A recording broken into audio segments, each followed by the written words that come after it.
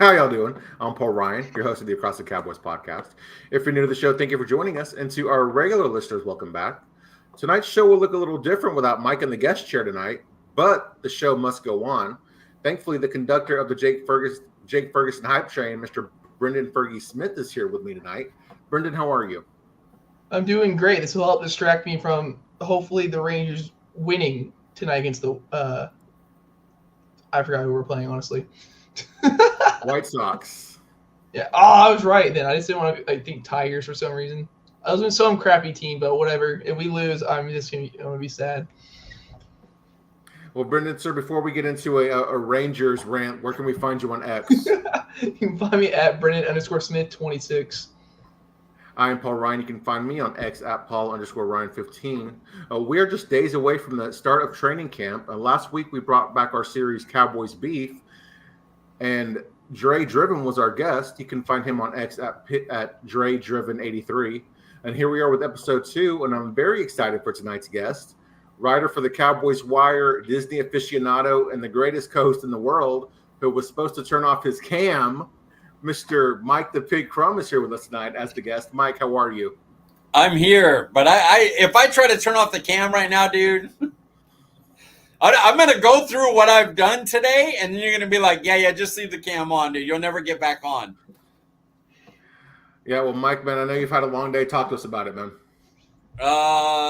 Went to bed at 1 a.m., got up at 4, fed 5 dogs, fed the kitten, 4 or 5 other cats come over while I'm feeding the kitten, shower, eat breakfast, go to Home Depot, get paint, clean up after painting, go out, prep the food for dinner, start a wall with a new gate out here with cement and stuff, find out I have the wrong cement, back to Home Depot, have to get mortar cement, 80-pound bags, come back, make dinner, eat, get my next article set up, like the outline ready, and then prep for the show, get on, and then after this, I'll go do a little bike workout if I can move at all, and then I will probably collapse watching whatever the next X-Men movie is, waiting for Thursday. Well, Mike, with all that heavy lifting and moving around, are you still doing Meatless Monday, or are you looking to have some meat for that protein to help you get through the day? My reset goes in this week, so I have to use stuff that I have right now. So I didn't even know it was Monday, dude. I don't. It's all running together. I made steak tacos that were, oh my God. I made a homemade salsa verde, and I marinated in that for a few hours, and then I seasoned it with salt and pepper, grilled it. I made like an elote, but instead of the corn on the cob, I cut the corn off, and that I put on top of the steak. I put the salsa verde that I marinated. I left some outside of the marinade. Obviously, it doesn't have raw meat in it. I topped it with that and a little bit of a queso fresco and cilantro, and they were so good. Oh my God, food coma. I am now starving, Mike. It was a 2-day process, but it was a 2-day process because I was so tired yesterday that I couldn't cook. And then I got up and did all this stuff today, and I'm like, I just got to get it. I got to get it done so I can go on my reset. I got to use the stuff out in my fridge. Man, good steak fajitas, when they hit like no other, man. So great. It's the elote part. Half sour cream, half mayo, 2 limes, zest and juice, chili powder, cumin, coriander, salt, pepper, cilantro, and then roasted corn that you chop off and off the cob after you roast it, and put it in mixed up, and then half of the package of queso fresco. I could have ate that just with tortilla chips. Honestly, I needed nothing else but that. Sounds amazing. Well, before we get onto a food rant, Mike, where can we find you on X? At CD Piglet, guys, nice and easy. Okay, Mike, let's go ahead and get after it, man. I know the answer to this question, but for those who don't, what led to you becoming a Cowboys fan? Jimmy Johnson. I followed Jimmy. I was a Miami fan. I wasn't the best kid, even young. Before I was a teenager, I was betting on games and kind of doing stuff with the bookie. And so I was really into that team in Miami. And I followed him to Dallas, and they went 1-15. the first year I ever watched them, so that was brutal. But then they went on their run, and you kind of, I was a teenager during those years, and so you kind of like just, wow, my team's going to win forever, 3 Super Bowls in 4 years. We're the best franchise in the world. And then we didn't win the next like 30 years. So, yeah, that's fun. Harsh reminder, man. This is going to be our first 2-hour episode. No, it will not. I promise. Well, Mike, what is your favorite Cowboys memory? Blowing out the Bills, first Super Bowl, Jimmy Johnson wiping them out. And it's funny because it really is a happy memory because it didn't matter because the blowout, but the Don Beebe, Leon Lett, him knocking the ball out, for me, that was always a great memory because people are like, how's that a good memory? Like it stopped us from breaking red. I was like, dude, we were up so much. Nobody cared. That cost us a touchdown. And everybody was like, oh, who cares? Because we were wiping them out. So, yeah, that's my favorite memory, Dallas, watching them just annihilate Buffalo. Who is your all-time favorite Cowboys player? Michael Irvin, the playmaker. Easily. I you might say that. Him and Magic Johnson are my 2 favorite athletes of all time. So they're, yeah, no doubt. What's 4 players are on your Cowboys Mount Rushmore? The 4 in the, all right. So I didn't watch them play, but I'm a history buff of the game. So I've gone back, studied stuff like that. Landry and Staubach got to be on. Like those 2 just have to be. There is no Cowboys Americans team, any of that without them. And since one of them is a coach and one of them is a quarterback, I'm not putting Troy or Jimmy on there because we already got a coach, we already got a quarterback. So I'm going to go my guy, the playmaker. I think he's the 88. Like there was Drew Pearson was 88 before him, but he wasn't the 88. Michael Irvin is when 88 became 88. And then we went back and was like, oh yeah, Drew Pearson was 88 too. Like nobody was talking about 88s from Drew Pearson as great as he was. And then Emmett, of course, has to be on there. If you're talking my like favorite players, there'd probably be more Larry Allen would probably be up there. There'd probably be more Troy Aikman. But the real legitimate, like the 4, Landry, Staubach, Emmett, and Michael Irvin. No defensive love at all. Yeah, because it's hard because Charles Haley was more of a 49er. You could put Darren Woodson up there. DeMarcus Ware didn't win a title, so I'm not putting him up there. So it's hard to Bob Lilly, yeah, but that was Staubach Landry. Anything pre-90s for me is going to be Staubach Landry because that was the 2 staples, that quarterback and that coach. Nobody goes back and is like, Patriots, who are you thinking about? And they're like, Richard Seymour. Like, yeah, he was great, but it's Brady Belichick. Like, we know what that was. So, I didn't give any defenders. It would have been offensive line would have been next. Probably the next 3 would have been offensive linemen. Very fair, man. Can't go wrong either way. Of all the players the Cowboys lost in free agency, what was your favorite offseason move by the Cowboys? I know why you want to skip that one because like just combine the 2. Honestly, I would say the way they handled the running back. They went a little further than even a guy like me who's like, you ain't got to pay a running back. I would have got like something, but I do like that they finally are like, we're not franchise tagging a running back. We're not signing a big deal or a running back.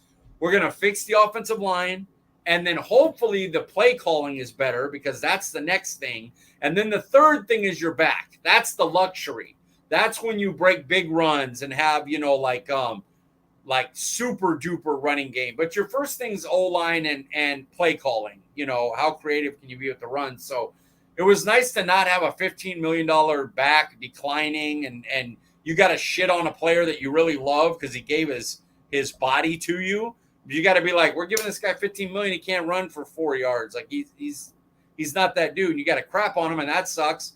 And then Pollard's coming off an injury, and like Dallas loves to do, They give a bunch of money to an injured player, and it it just didn't work out great last year. It was more the offensive line than Pollard, but that's the point. Like, you can have a back who was one of the most efficient running backs in all of football the last 2 years prior, and if your offensive line's no good, you can't run.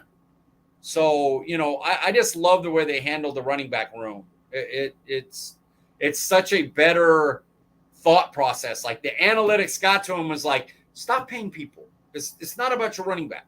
Fix the O-line, play better play calls, and you'll have – who had the worst running back room in the league last year, according to PFF? This year it's us. You guys know that, right? We have the worst running back room. Do you know who it was last year at this time of year before the season started? You know who had the worst running back room according to PFF? The Rams. The Rams, who obviously ended up being incredible because they're the young kid they had, and McVay knows how to call run plays. Like, it's not rocket science. Like, Dallas is, if BB and Guyton can play and Terrence Steele's back to 2022 Terrence Steele, this team will be a top half of the league running team, even with the no running backs. It will affect them zero. Yeah. Can I have a full episode of if Chuma Edoga gets the starting job? Can I have like a full episode of just absolutely ranting? It will not happen. Absolutely. It will not. It's malpractice. I want to say, Brendan's bashing every week. I won't have to say anything. I'll have to shake my head yes, and like, okay, cool, and we just go on to the next subject because it's going to be obvious who I'm going to be screaming at. It would make zero sense to put a player the caliber of Chuma Edoga starting over a young first-round pick with all the measurables and the quickness that you could ask for that just needs playing time. It would be malpractice. Anybody that's beating Guyton, anybody that beats Guyton on a rep will just as easily beat Edoga on a rep every time. So hey, guess what?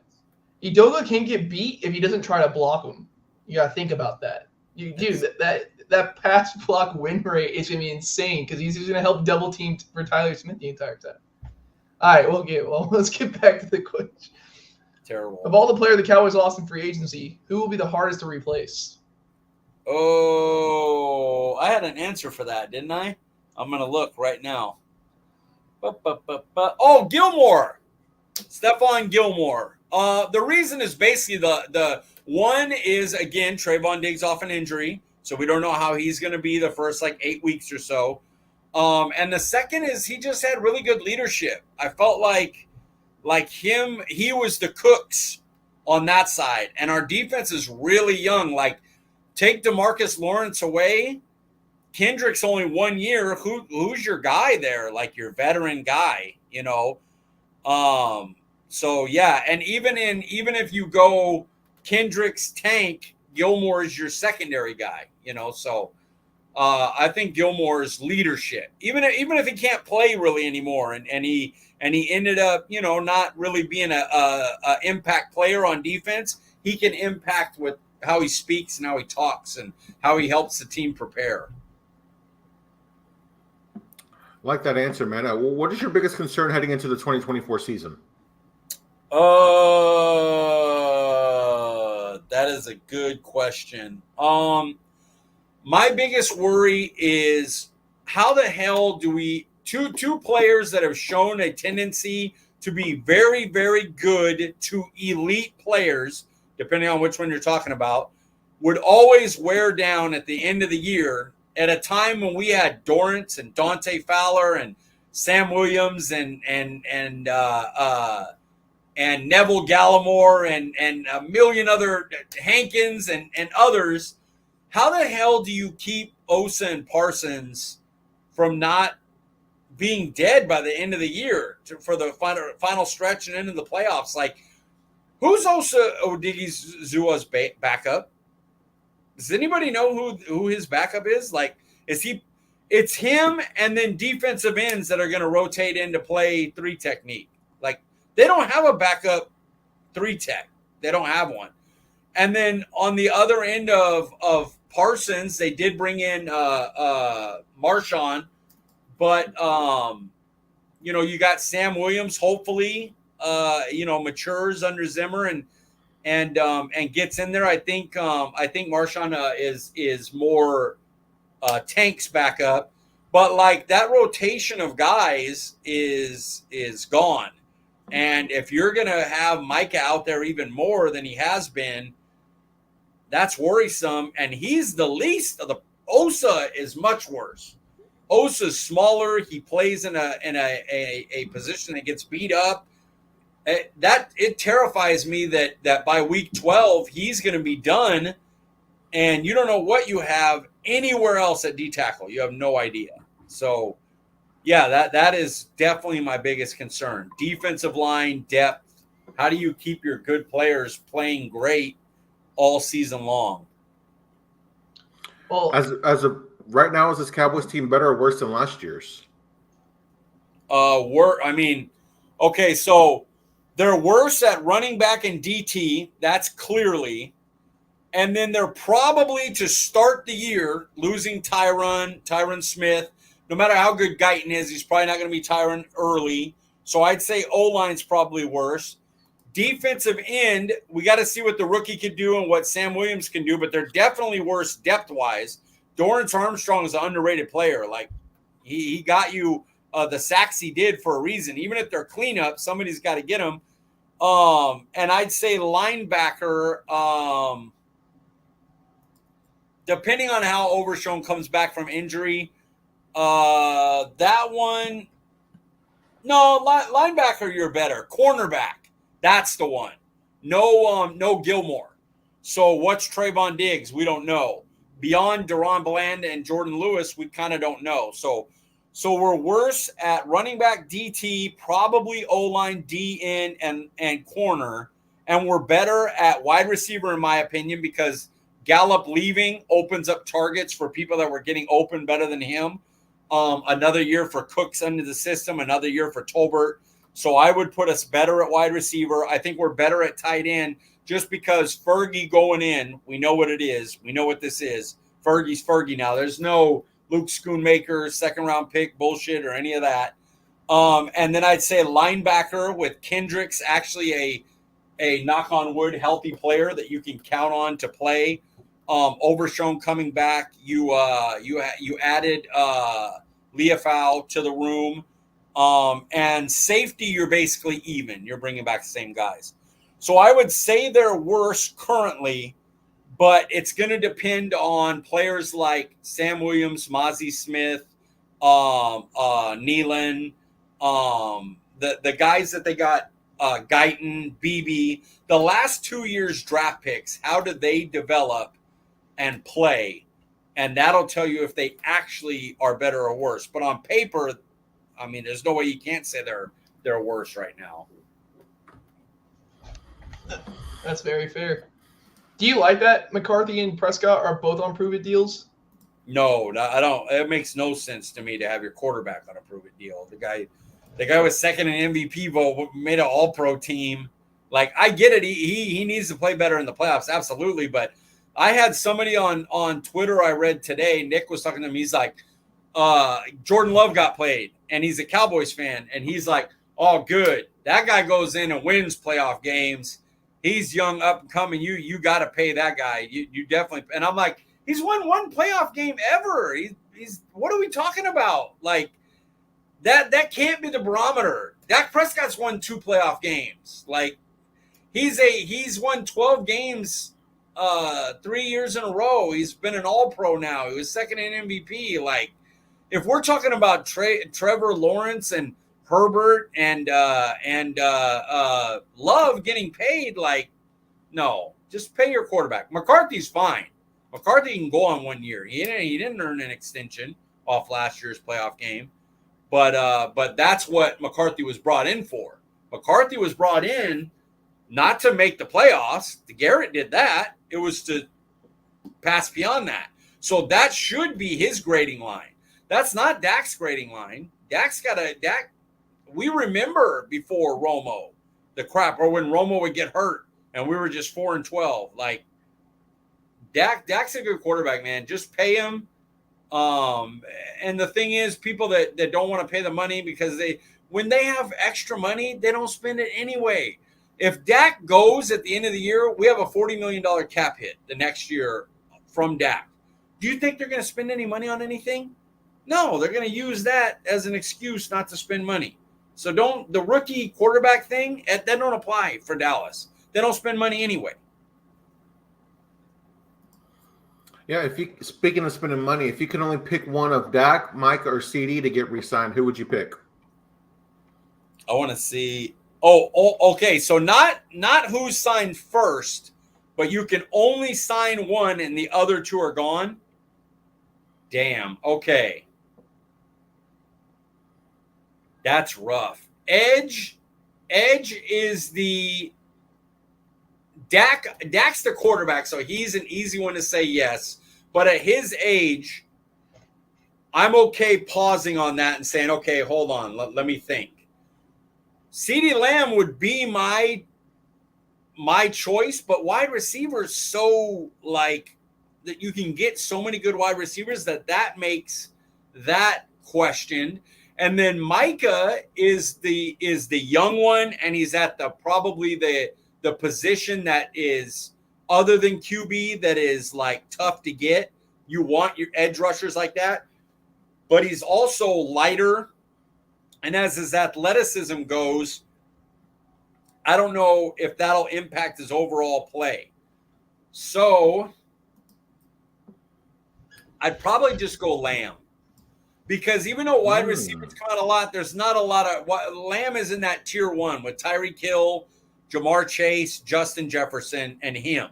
Those are your four that you pay whatever. You just pay them. They're young. They're studs. Pay them whatever you need to and move on. So, yeah, I think it would be Lamb, young and elite. So let me get him in there. I'm always going to get this question, apparently. I'm always going to get this question. So, you got to think very carefully on this one, Mike, on how you answer this. But outside of Micah, Dak, and CD, which one of these three players do you think Dallas needs to re-sign first? Jake Ferguson, DaRon Bland, or Osa Odighizuwa? And I know most of you that know me think I'm going to say DaRon Bland because he's from Fresno State, but I'm not. I think you have at worst, what you can say about Jake Ferguson is he is a top 5 young quarterback, young tight end in the league right now. Top 5 of youth. If you take the Andrews and the Kelseys and the Kittles out, the older ones, you would go, well, Sam Laporta, Hawkinson, Fergie. He's right in there. So Kit Pitts, them. So for me, that's who I'm lining up. I mean, he has the attitude I want as a leader of the team. He's a beast. I seen him just absolutely. He should have retired Jamal Adams. I don't know why somebody's bringing that guy back after what happened to him that game. And the thing about Osa, who I love and plays the position really well, he wears down already after 12 games, and he's going into year 4. Like, he's a smaller DT, and he's good, but he's not great. Like, I don't know if I'd pay him, other than the fact that it's like, damn, we don't have anybody else. Do we want to risk not having anybody? He's not one that if Mozzie came out and showed out this year, where I'd be like, oh, okay, we got to bring Osa back. Like, good player, great metrics, his win rates and stuff are great, but he just doesn't make enough impact plays for me to want to pay him the way you'd have to pay a defensive tackle like that. So Fergie's my guy. I don't. You pay Diggs if Diggs comes back. Bland, if he stays, he stays. If you want to pay a second corner, great. If you don't, and you want to go Carson or Eric Scott, I get it. You got your one All-Pro. Fergie, you got to get.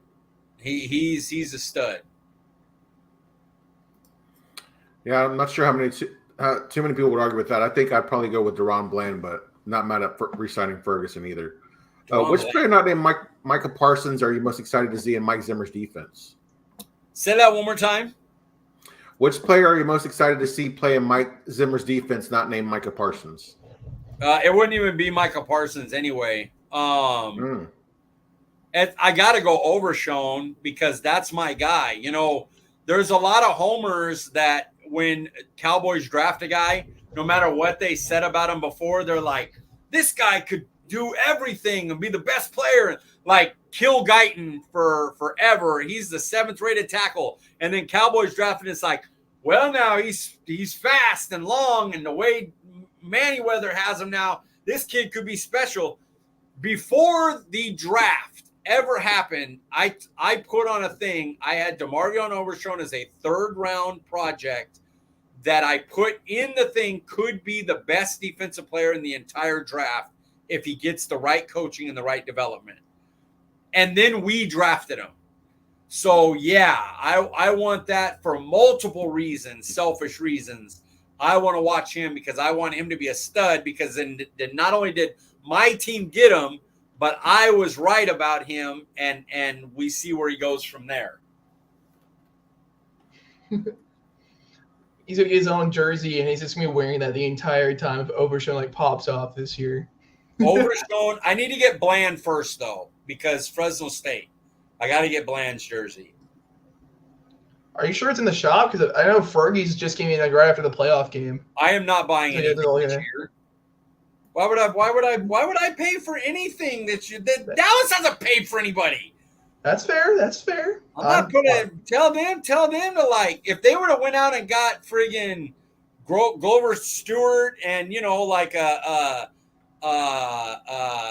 Shire, the linebacker, or Wagner even, which they missed on, which we'll get to later, Cowboys Beef.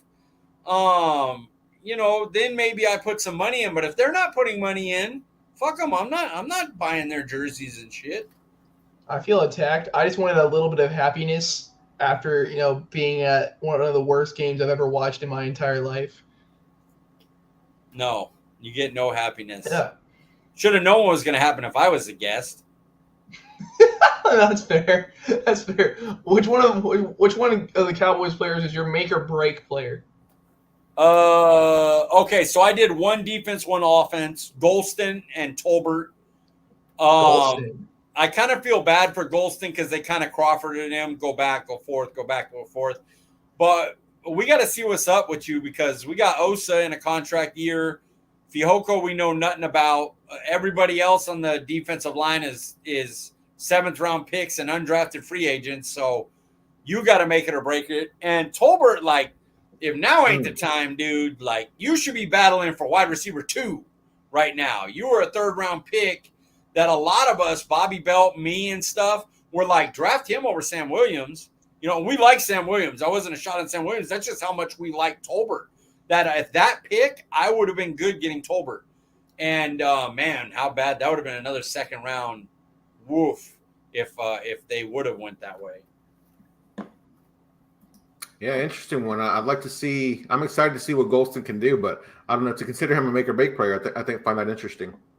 Well, make or break as in if he don't do nothing, what am I keeping you around for? Yeah, I hear you. That's a fun pick. That's a fun pick, though. Yeah, I like the Tolbert pick better, honestly. But yeah, both picks are fun. So, Mike, after 8 years and only 2 playoff wins, is it time to move on from Dak? I would say that I would understand if they did, but I don't believe you do. I don't believe you get away from a quarterback that wins you 12 games regularly the way he does. He's done a bunch of shit that other quarterbacks haven't done here in 30 years. So I wouldn't personally. I'm running another 5-year contract, and I'm seeing if we can get this team over the hump. But I'm not gonna kill them. Like, I get mad at the Jones family and the front office enough for the shit they do. I'm not going to get mad if they're like, hey, analytics got to them and they said, hey, we need to get a cheap quarterback and build around them. And as long as they're going to pay free agents and do that, terrific. Let's go. I'm okay with it, but I wouldn't move on from him. I'm keeping that. Well, going off of that, would you pay him this offseason or would you wait until next offseason to pay him? I'd have already paid him. You have so many holes on this roster you could have filled by paying him. Like, even now, there's players, there's defensive tackles you could go out and add a couple of bodies, get people in shape, get them ready. I know you want to see snaps of Daxton and Rogers and Mozzie, and I get that, but get some guys in here that are vets and get them in shape just in case those young guys aren't ready. Use one word to describe Dak Prescott's career. Respectable. 4th round pick. Went to a team. Tony Romo gets hurt, takes over, never gives the job back up. Has won playoff games with us. Has gotten us to high records. He's never had a losing season.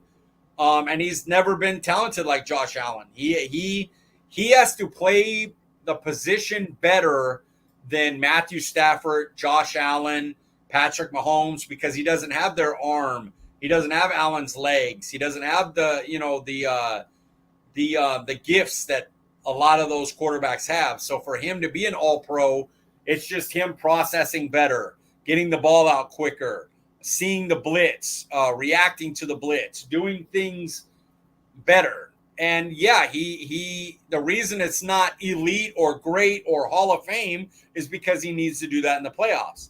But respectable works. 4th round pick, started for the hardest job in the world to do, be in sports, all the scrutiny and everything. And then the team that you went to hadn't won in 20 plus years when you got there.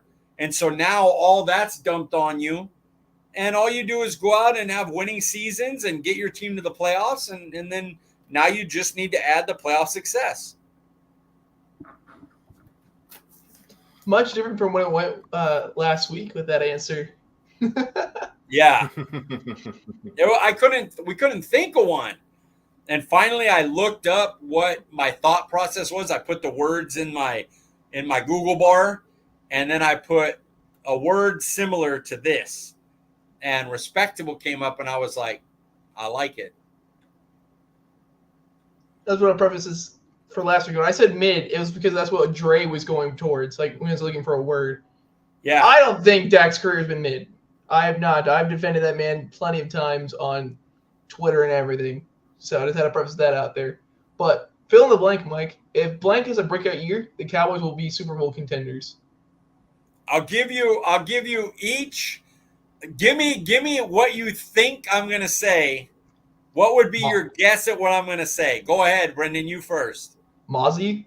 Okay. Paul, you got same name or different name? No, I'll say I don't know if this would be considered a breakout year, but Tyler Guyton. Tyler Guyton's a good one. Mozzie, obviously, a good one. How about this, boys? Deuce Vaughn. What? Think about it. Yeah. You want them to be this guy breaks out and you're a Super Bowl contender. Imagine what a like if Deuce Vaughn breaks out 1,000-yard back or 1,000 total yards, some receiving, some rushing, and he's able to run behind that line and be Darren Sproles-esque or Eckler-esque like that. If you got that in this offense with Ferg and Cooks and Dak and Lamb, and then you're able to run the ball and Micah and those 2 all-pro corners, a new linebacker room, I think and you could have added Rico Dowdle, I could have said too, but I was like, I think it's more fun to have it be Deuce Vaughn because it'd be a legit oh shit, Deuce Vaughn in his second year came up, So yeah, any running back, but Deuce would be my fun one. Now I said this, the exact same thing. I don't know if it was last night in a short or the night before after ESPN ranked Cowboys running backs the worst in the NFL. I said that if Deuce Vaughn, could just be, he could be the difference maker for this offense. He could elevate this offense. Look at us. See? We were on the same page.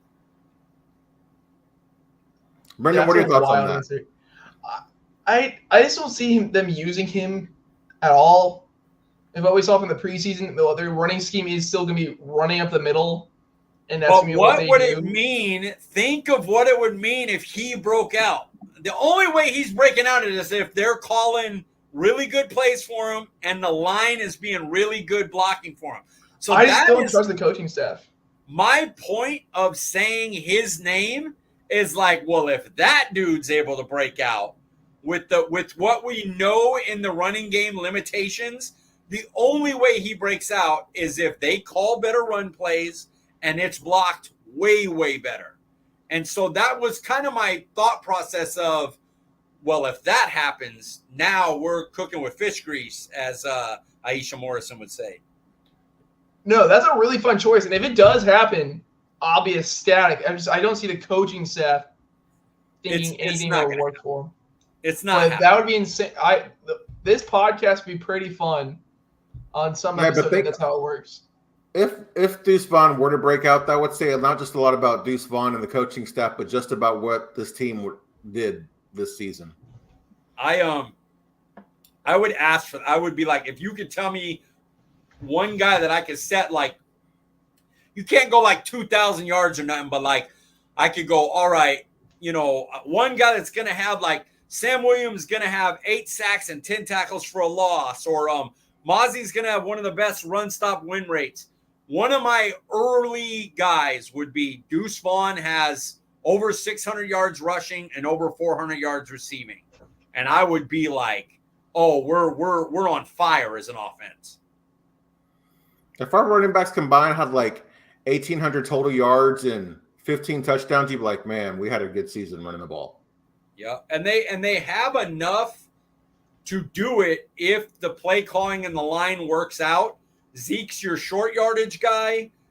Rico Dowdle's your every down back, and Deuce is your change of pace back.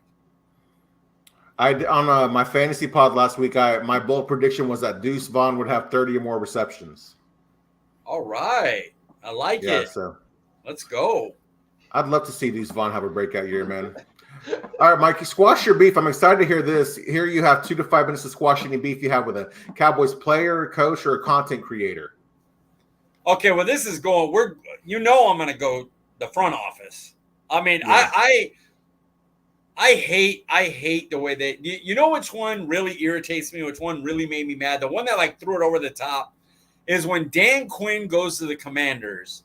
This man has a first-round pick already invested at linebacker, goes out and gets maybe the top name out in Frankie Louvu, and then still brings Bobby Wagner in. Yeah. Like, so we know now that it wasn't Quinn going, nah, we don't, I don't need Wagner here. He ain't got it no more. Like, we know it wasn't that, because he went right away and got him as like the extra guy. Like, their third guy is Wagner is R1. Like, Wagner and Kendricks are around the same. And he's like 3. He's like their third guy. And it's stuff like that. My beef with them is that they'll go cheap. LVE, we all knew was an injury concern. Oh, Tyron Smith before him. Sean Lee before him. And they would always be like, you know what, we're going to get him. We'll get him a little bit cheap because people aren't going to want him because of his injury history. And if he hits, now we got a great bargain. Instead of just going, you know what, Bobby Wagner's not a ton of money. Let's get a guy we know is going to play every game. Because guess what? If Bobby Wagner's on this team last year, okay, not LVE, he plays. It's 99% sure he doesn't get injured because he just plays all the time. Okay, now how's Damone Clark do? Because you know what happens to Damone Clark when he has LVE on the field? Tell me he hasn't played great with LVE. When somebody's out there going, hey, watch this. He's the fastest and biggest guy we have. He's just not great instincts-wise. So if you can get somebody to go, watch for this. Hey, they're doing this screen, draw play. Okay, Bobby Wagner would be better than LVE at that. So now you have Damone Clark playing well. Then you don't have a smaller guy like Marquise Bell playing middle linebacker. And if Jaron Kearse is hurt or playing like crap, Marquise Bell can come in and play that role. Then when you go into Green Bay, you don't have Jordan Love afterwards going, well, you had a safety playing linebacker. So they knew, they were like, we're just going to attack this. We know what we need to do. They have Bobby Wagner they have to deal with. They got Damone Clark running and hitting like a machine because he's guided He's a guided missile by Bobby Wagner.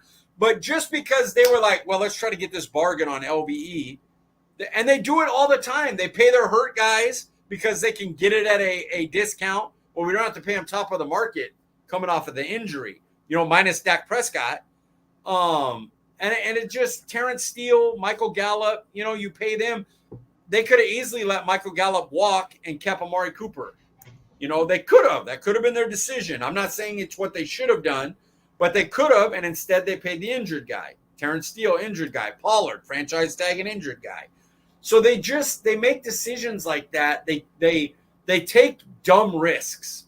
And I hate that because it's like everything has to go so well for you to be a contender.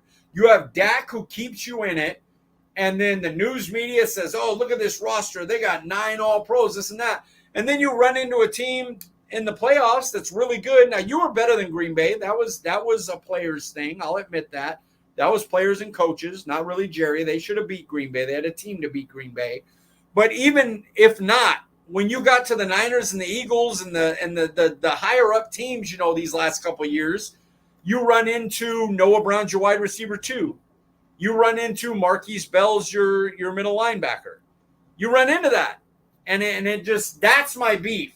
It's just for once go, and then they Stephen Jones was like, well, we went all in last year because you made trades that the Eagles make trades like Gilmore and Cooks in the middle of the year to like, oh, let's bring a guy. That was you thought you were going all in on that? That was what you thought was all in? They're so bad at everything but drafting. Like now they're not even good at re-signing their own players anymore.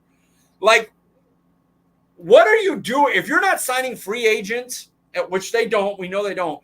Why aren't you just signing these 3 players? Like that's how it works. Do you know why? Like people going, well, you can't sign all 3. Well, why? Patrick Mahomes, Chris Jones, corner, 2 offensive linemen. Eagles, Hurts, A.J. Brown, Devontae Smith, Lane Johnson. Like, they went out and got A.J. Brown. They weren't signing their own guy. They went and got him. They went out and got Hassan Reddick. We're just trying to get our 3 guys that are, Stephen Jones, well, we paid this guy. Yeah, you on your team, you didn't go out and get anybody. You pay the guys, and then other teams do that. And then when they lose a guy, they go out in free agency and get somebody to replace him. So I just hate the way our front office thinks and executes game plans in their re-signings and free agency. I think they're pretty poor at it. Going back to the linebacker thing, I read your article a couple of weeks ago about the linebackers in the division, and seeing Bobby Wagner's numbers, dude, from his previous season, dude, just unbelievable. And he didn't even make a lot of money. Tackles. The easiest decision in the world was to get, and I like Leighton Vander Esch, but I told everybody, I go, even if I thought Leighton Vander Esch at this point was better than Bobby Wagner, even if you could convince me that, I know Bobby Wagner is going to play. Fact, the guy just hasn't missed games. It's just, he doesn't get injured like that. LVE is he's always injured. It was a miracle you got him through that 1 year, just like Tyron Smith the 1 year.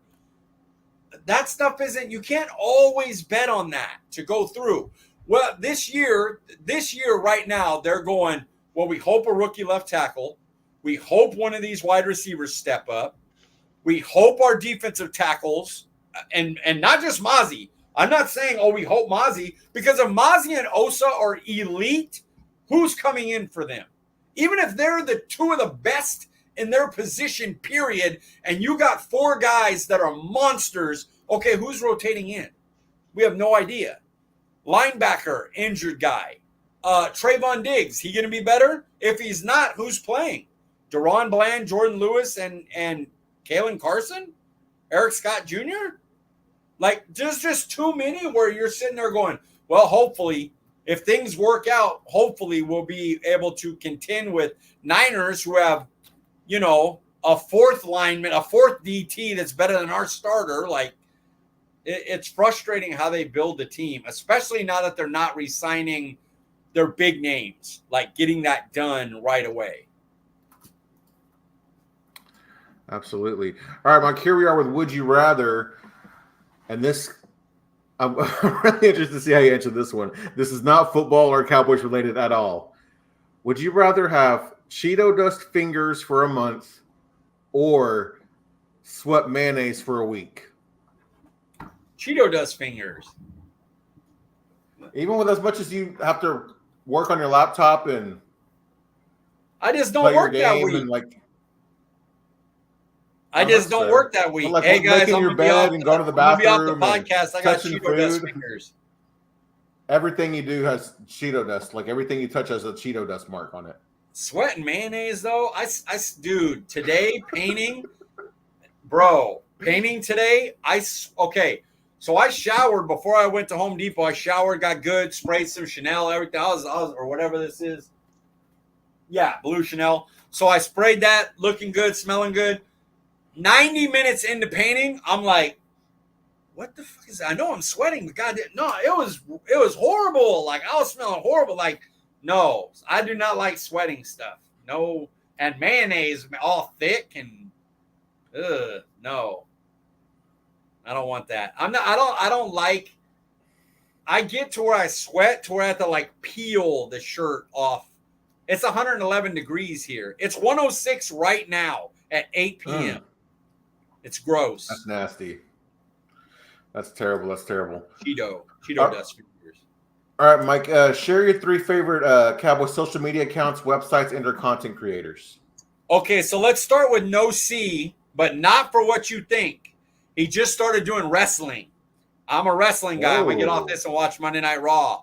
KD Drummond, also my boss at Cowboys Wire, he's been doing wrestling stuff. So it's so cool for wrestling to feel like it's back, like old school 90s. So No C, which is at Voice of the Star, Patrick No C Walker. You guys, if you're Dallas fans, you know who that is. But for his wrestling is what I'm shouting him out for.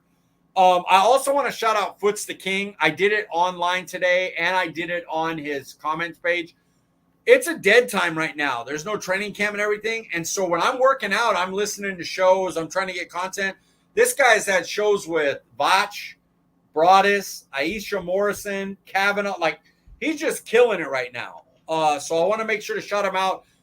He is well known, but like he's not Vach and Skywalker, and he kind of should be. He's good. He's good dude. He's I'll say he's a little homery.